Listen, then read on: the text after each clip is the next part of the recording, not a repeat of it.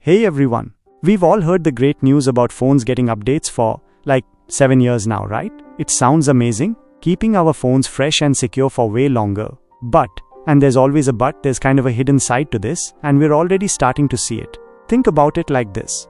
You buy a car with an incredible warranty that lasts for years and years. That's awesome. But what if, a few years down the road, the car gets a software update that adds cool new features like, maybe advanced parking assist, but your car still has a tape deck? You're getting the warranty and some updates, but maybe not the latest coolest stuff because your car's hardware is older.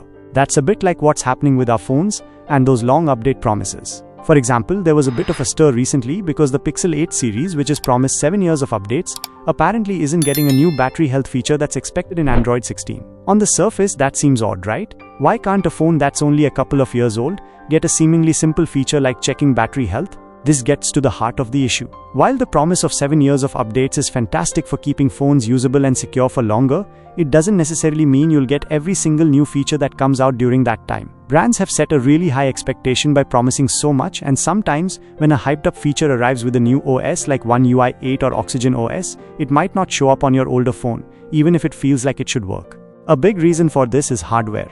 Phones are packed with specialized components, graphics chips, modems, even tiny chips that manage your battery charging. These bits change every year. Bringing a new software feature to older hardware isn't always straightforward or even possible. It's complicated to make sure a new feature works perfectly with older parts. We even saw this with Apple. Apple Intelligence isn't coming to all iPhones, including the iPhone 15 from just last year. It's likely that something similar is happening with that Pixel battery health feature. It might rely on a newer chip that older Pixels just don't have. Looking ahead, the Tensor G5 chip expected in the Pixel 10 is supposed to support fancy features like ray tracing. We definitely can't expect that to come to older phones without the necessary hardware. Now, Google has been working to make software updates easier by separating parts of the code. This helps bring new features like camera improvements, audio and video updates, and even some AI features to older phones, as long as the existing hardware can handle it.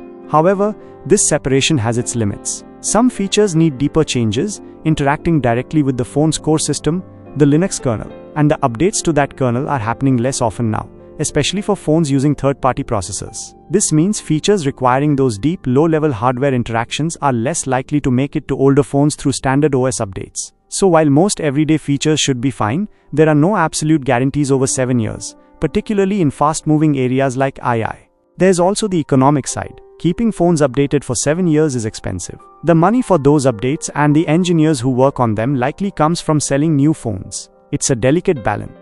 Brands need to keep older phones feeling relevant enough so people don't feel forced to upgrade too soon, but they also need to make new phones appealing enough to keep sales going and fund future development.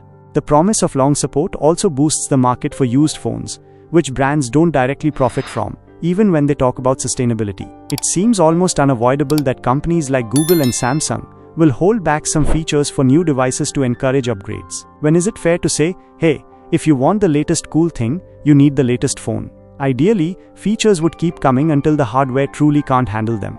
But in reality, with innovation slowing down a bit, that's a tough line to draw. So while 7 years of updates is a fantastic step for keeping phones running longer, it's not a magic wand for getting every new bell and whistle. Between managing expectations, the limitations of older hardware, and the simple economics of the phone business, delivering on that promise is more complex than it seems. We'll probably see more examples like the Pixel battery health situation as time goes on. Ultimately, it's a good reminder.